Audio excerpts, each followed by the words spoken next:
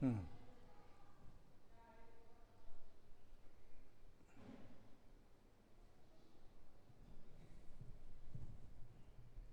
పరిశుద్ధ నామమునకు వేలాది స్తోత్రం చేయించుకుంటున్నాము. ఈరోజు ధ్యానించే వాక్యం 145 నుంచి ఉత్తర ప్రకృతిగా చదువుకున్నాం. ఆయన రాజ్య మహోన్నత ప్రభావమును ఆయన బలమును నరులకు తెలియజేయుటకై నీ భక్తులు నీ రాజ్య ప్రభావమును గురించి చెప్పుకుందురు, నీ శౌర్యమును గురించి పలుకుదురు. నీ రాజ్యము శాశ్వత రాజ్యము, నీ రాజ్య పరిపాలన తరతరములు నిలుచును. యెహోవా పడిపోవు వారినందరినీ ఉద్ధరించువాడు, కృంగిపోయిన వారినందరినీ లేవనెత్తువాడు. సర్వజీవుల కన్నులు నీ వైపు చూచుచున్నవి, తగిన కాలమందు నీవు వారికి ఆహారం ఇచ్చుదువు. నీవు నీ గుప్పిలిని విప్పి ప్రతి జీవి కోరికను తృప్తిపరచుచున్నావు. యెహోవా తన మార్గములన్నింటిలో నీతి గలవాడు, తన క్రియలన్నింటిలో కృప చూపువాడు. తనకు మొరపెట్టు వారి అందరికీ, తనకు నిజముగా మొరపెట్టు వారందరికీ యెహోవా సమీపముగానున్నాడు. తన యందు భయభక్తులు గలవారి కోరిక ఆయన నెరవేర్చును. వారి మొర ఆలకించి వారిని రక్షించును.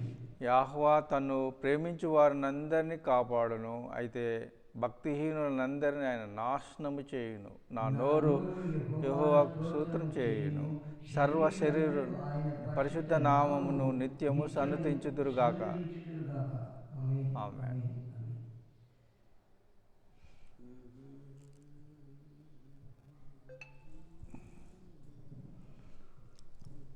ఆయన రాజ్యము ఏ రాజ్యము అనేది?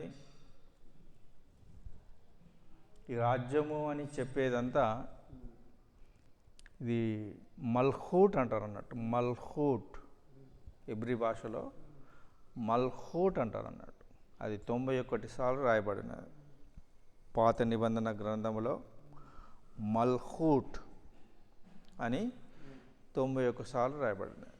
ఆయన రాజ్యము, దేవుని రాజ్యము అనేది ఉన్నది అన్నట్టు. ఆయన రాజ్యము ఏ రాజ్యము?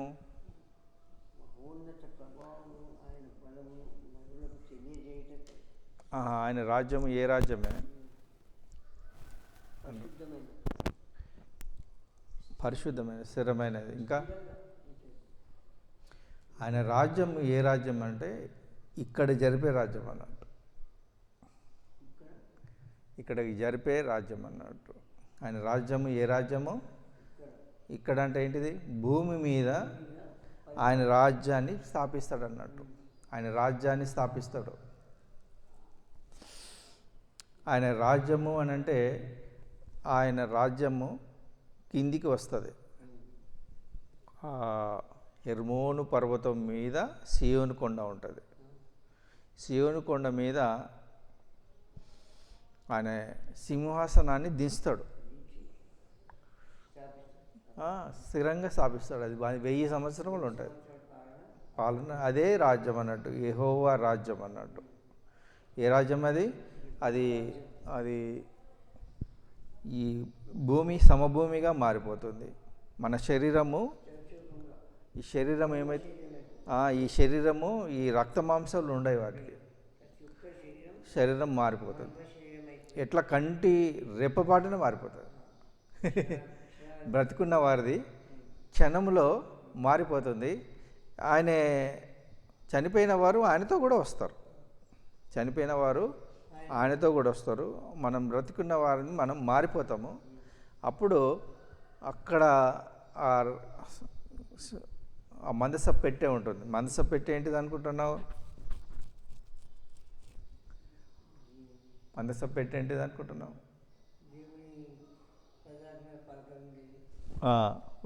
3 వస్తువులు ఉంటాయి. ఏముంటాయి? దేవుని 10 ఆజ్ఞల పలకలు, అహరోను చిగిరించిన కర్ర, మన్న పాత్ర ఉంటుంది. అంటే ఈ యొక్క స్ట్రక్చర్ ఏంటిదంటే, మోషేకు అక్కడ దేవుడు మోషే కొండ మీదకి వెళ్ళి ఆ దేవాన్ని ఇట్లా పలికినప్పుడు ఆయన ఫస్ట్ చూపించేది నిబంధన మందసపు పెట్టె. నిబంధన మందసం పెట్టే ఏంటిది? అది 2250 కిలోమీటర్లు ఉండే పెట్ట అన్నట్టు. అది చౌకమైన పెట్ట, సేమ్ ఉంటుంది. ఎటు చూసినా 2250 కిలోమీటర్లు ఉంటుంది. అది చాలా జాగ్రత్తగా మనం గమనించాలి. అందులో ఎవరుంటారు? రాజులైన యాజక సమూహం మాత్రమే ఉంటుంది. ఆయన ఇక భూలోకంలో అందరు ఉంటారు, అక్కడ ఉంటారు. దాన్ని చాలా అక్కడికి ఏం రాదు, నిషిద్ధమైనది ఏది రాదు. అది 21 ప్రకటన గ్రంథం 21వ అధ్యాయంలో 27వ వచనంలో చెబుతుంది, గొర్రె పిల్ల యొక్క జీవ గ్రంథమందు వ్రాయబడిన వారే దానిలో ప్రవేశిస్తారు, కానీ నిషిద్ధమైనదేదియు అసహ్యమైన దానిని అబద్ధమైన దానిని జరిగించువాడైనను దానిలోనికి ప్రవేశింపడు.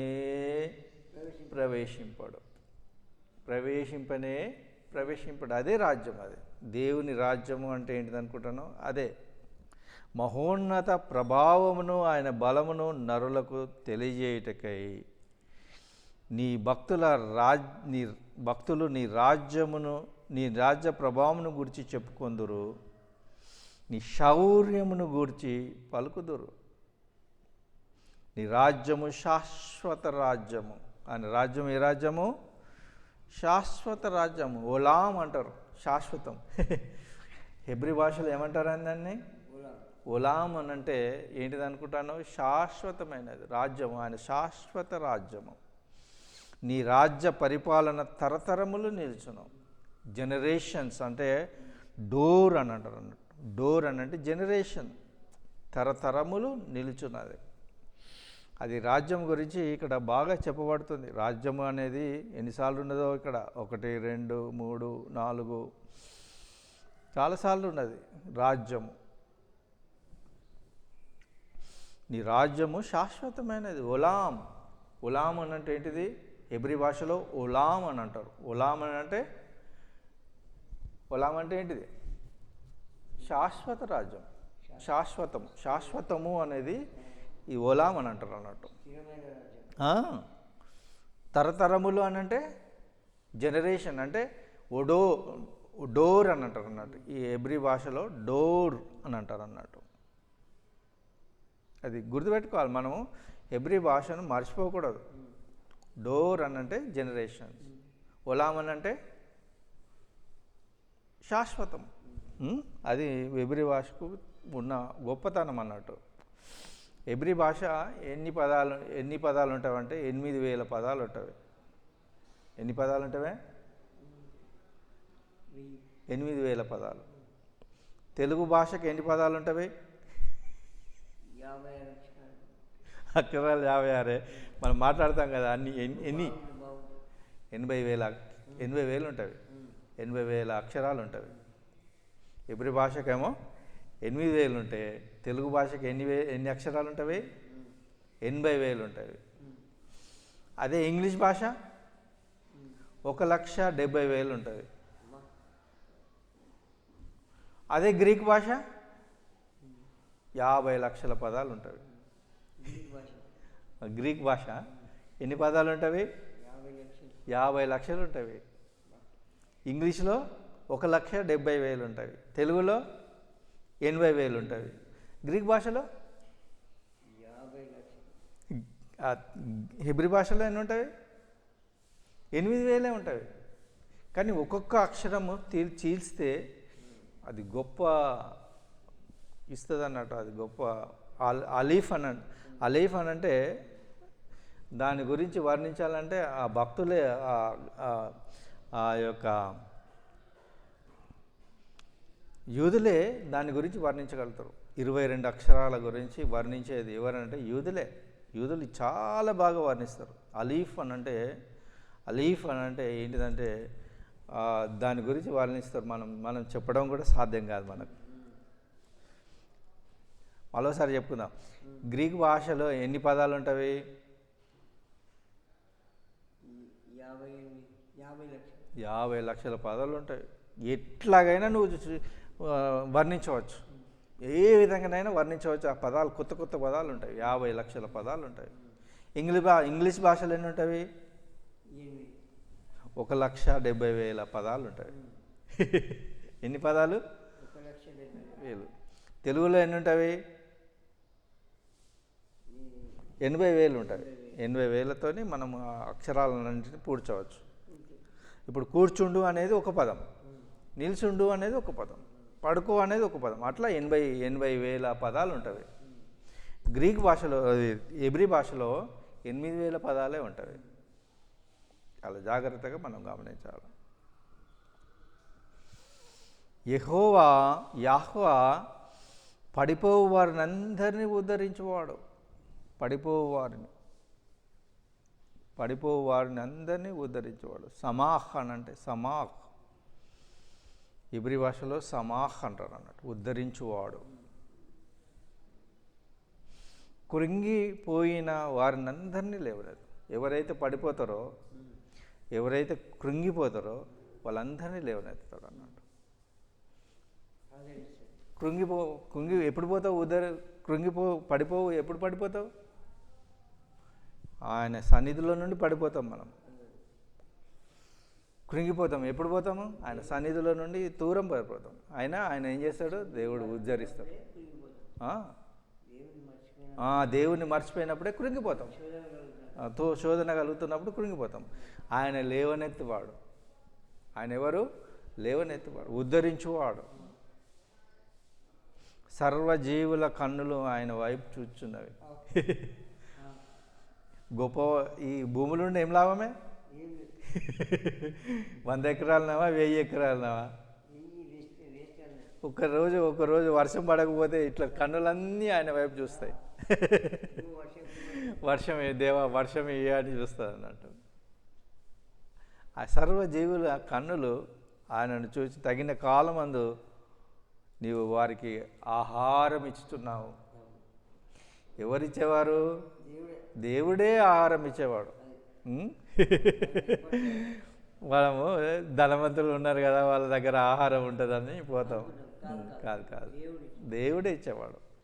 నీవు నీ గుప్పిలిని విప్పి, అంటే హ్యాండ్స్, గుప్పిలి అంటే దేవుని చేతులను విప్పి ప్రతి జీవి కోరికను తృప్తిపరుచున్నావు. ఆయన తృప్తిపరుచున్నాడు. తృప్తిపరిచేది యెహోవానే, యాహ్వానే.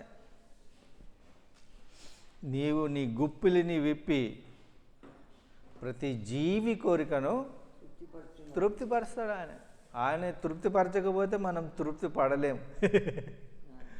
ధనవంతులు ఏం చేస్తారు? వాళ్ళ దగ్గర ఉన్నదని మనుషులందరూ, పేదవాళ్ళందరూ పోతారు. కానీ అది కాదు, అది కొంతకాలమే ఇస్తుంది. ఇది శాశ్వత కాలం ఇస్తుంది. నీవు నీ గుప్పిలిని విప్పి ప్రతి జీవి కోరికను తృప్తిపరుచుతున్నాడు అన్నట్టు. యాహ్వా తన మార్గములన్నిటిలో నీతి గలవాడు. ఆయన నీతి గలవాడు. ఆయన నందు అనీతి అనేదే లేదు. తన క్రియలన్నిటిలో కృప చూపు. హెస్సుడ్ అని అంటారు అన్నట్టు. మనం హెస్సుడ్ అంటాము, యూదులైతే కెస్సుడ్ అంటారు అన్నట్టు. హెస్సుడ్ అని అంటే కృప అని అంటే మనం ఏమి చెల్లించకుండానే ఆయన కృప వస్తుంది. ఆయన క్రియలన్నిటిలో ఆయన కృప చూపించేవాడు. ఉచితమైన దీవెన అన్నట్టు. అది తనకు మొరపెట్టు వారికి అందరికీ మొరపెట్టు వారందరికీ సమీపంగా ఉంటాడు. ఎక్కడుంటాడంటే మనం మొరపెట్టడంతోనే ఆయన వింటాడు అన్నట్టు. సమీపంగా, దూరము అంటే ఏంటిది? సమీపం అంటే ఏంటిది? అందుబాటులో ఉంటాడు. సమీపం అంటే అందుబాటులో ఉంటాడు. దుష్టులకు దూరం ఉంటాడు. దుష్టులకు ఎక్కడుంటాడు? దూరం ఉంటాడు. ఈ సమీపంగా ఉంటాడు. తన యందు భయభక్తులు గల వారి కోరిక ఆయన నెరవేర్చును. భయము అనేది చాలా ప్రాముఖ్యమైనది. ఆయన తన యందు భయభక్తులు, భయము అని అంటే ఏంటిదంటే యారే అని అంటారు అన్నట్టు. హెబ్రీ భాషలో యారే అని అంటారు. 61 సార్లు ఉన్నది. యారే అని అంటే ఏంటిది అనుకుంటున్నాం? రెవరెన్స్. ఇది భయము అంటే భయం కాదు, అది అంటే రెవరెన్స్ అంటే పరిశుద్ధత. తన యందు పరిశుద్ధత గలవారు అనుకోవాలి మనం. భయము అని అంటే ఇప్పుడు ఆయన ఎవడైనా కొడతానంటే మనం భయపడతాం, గది కాదు. పరిశుద్ధత. వారి కోరిక ఆయన నెరవేర్చడం, వారి మొర ఆలకించి వారిని రక్షించును. యెహోవా తను ప్రేమించు వారిని అందరినీ కాపాడును. ప్రేమించువారు, తనని ప్రేమించువారు. అగాపే అని అంటారు అన్నట్టు. ఏ భాషలో ఇది అగాపే?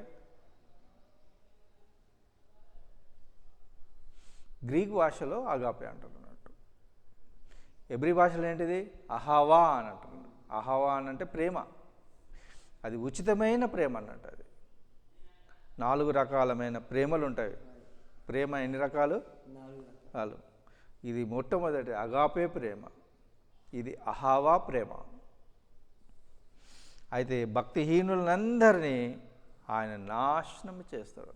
భక్తిహీనులందరూ పడిపోతారు అన్నట్టు. నా నోరు యెహోవాను స్తోత్రం చేయును.